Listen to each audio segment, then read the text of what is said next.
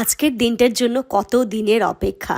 মানে এই দিনটা সত্যি আমার কাছে অনেক স্পেশাল। এই যে ভাই বোন ছোট থেকে বড় হয়ে ওঠা, তারপরে এই যে একটা ওর নতুন জীবন শুরু হতে চলেছে, এই দিনটা সত্যি অনেক স্পেশাল, অনেক দিনের জল্পনা কল্পনা। তো চলো ভিডিওটা দেখতে থাকো, আশা করছি তোমাদের খুব ভালো লাগবে।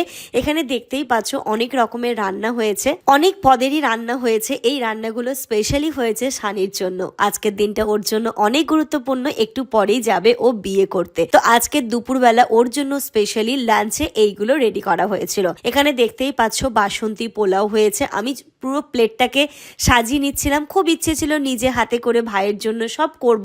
তো রান্নাগুলো করতে পারিনি, আম্মা করে দিয়েছিল, তবে সাজিয়েটা আমি নিচ্ছি।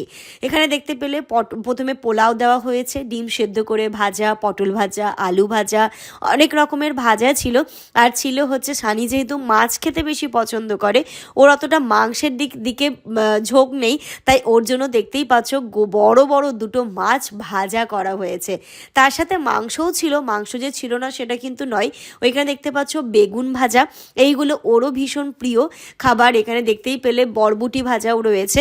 তারপরে দেওয়া হয়েছে মাছ ভাজা, দেখতেই পাচ্ছ মাছ ভাজা। আর যেটা দেওয়া হয়েছে স্পেশালি ওর জন্য দেশি মুরগির রোস্ট। দেশি মুরগি খেতে ওর খুব পছন্দ, তাই দেশি মুরগির পুরো রোস্ট করা হয়েছে। দারুণ হয়েছিল খাবারটা এবং ও কিন্তু ভীষণ তৃপ্তি করে খেয়েছিল।